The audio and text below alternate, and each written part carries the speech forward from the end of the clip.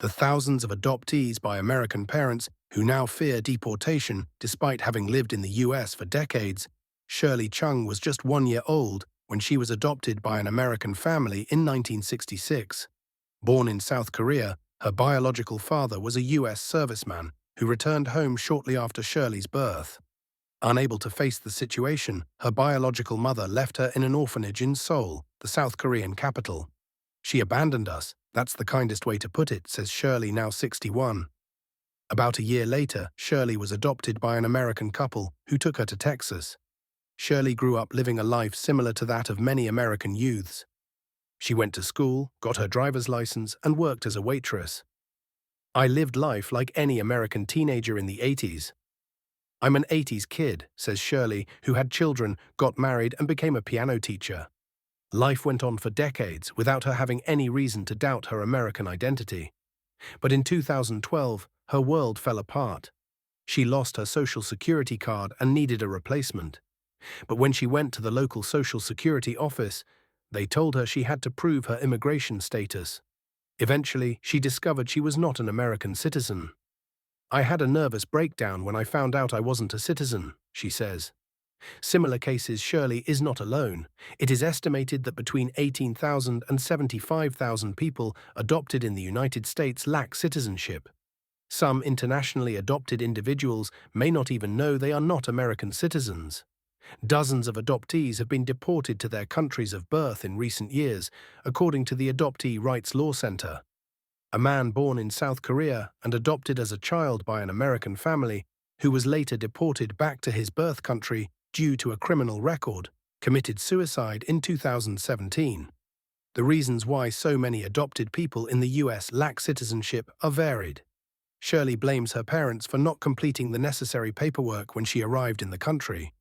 She also blames the school system and the government for never informing her that she was not a citizen.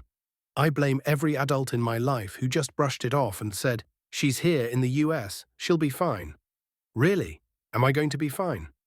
Another woman who requested anonymity for fear of drawing the attention of authorities was adopted by an Iranian-American couple in 1973 when she was 2 years old. Raised in the US Midwest, she experienced racism but generally had a happy childhood. I adjusted to my life, always convinced I was an American citizen. That's what I was told. And I still believe that today, she says.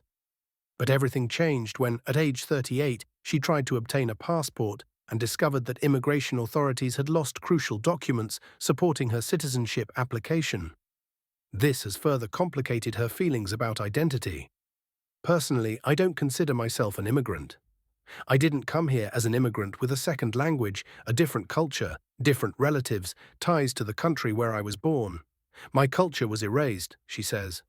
They tell you that you have these rights as an American, to vote and participate in democracy, to work, study, raise a family, to have freedoms, all those things Americans have.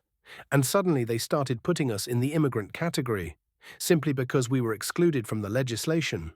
We should all have had the same citizenship rights, as promised in the Adoption Policy's Child Citizenship Act. For decades, international adoptions approved by courts and government agencies did not automatically guarantee US citizenship. In some cases, adoptive parents failed to secure legal status or naturalization for their children. The Child Citizenship Act of 2000 was a step forward to correct this issue by granting automatic citizenship to internationally adopted children.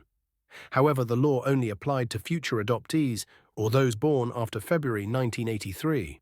Those who arrived before that date did not receive citizenship, leaving tens of thousands in legal limbo. Activists have been pressing Congress to remove the age limit, but these bills have repeatedly failed to pass the House of Representatives. Some people, like Debbie Principe, whose 2 adopted children have special needs, have spent decades trying to obtain citizenship for their dependents. Principe adopted 2 children from an orphanage in Romania in the 1990s after seeing them in The Shame of a Nation, a documentary about child neglect in Romanian orphanages following the 1989 revolution that shocked the world. The most recent denial of citizenship came in May, followed by a notice stating that if the decision was not appealed within 30 days, she would have to hand her daughter over to the Department of Homeland Security, she said. We'll be lucky if they're not detained and deported to another country that isn't even theirs, Principe said. These fears among adoptees and their families have grown even more since President Donald Trump returned to the White House, promising to immediately expel all foreigners who enter or remain in violation of federal law. Increase in deportations. Last month, the Trump administration declared that 2 million undocumented immigrants have left the U.S. in less than 250 days, including approximately 1.6 million who self-deported and more than 400,000 deportations. While many Americans support the deportation of undocumented immigrants, some incidents have sparked outrage. In one case, 238 Venezuelans were deported by the U.S.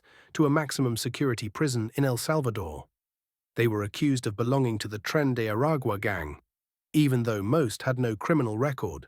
Last month, U.S. officials detained 475 people, more than 300 of them South Korean citizens, who they claimed were working illegally at Hyundai's battery plant, one of the largest foreign investment projects in Georgia. The workers were taken away handcuffed and shackled to a detention center, sparking outrage in their home country. Advocacy groups for adoptees' rights say they have received a flood of help requests since Trump's return, and some adoptees have been forced into hiding. After the election results were announced, help requests skyrocketed, said Greg Luce, lawyer and founder of the Adoptee Rights Law Center, adding that he has received more than 275 requests.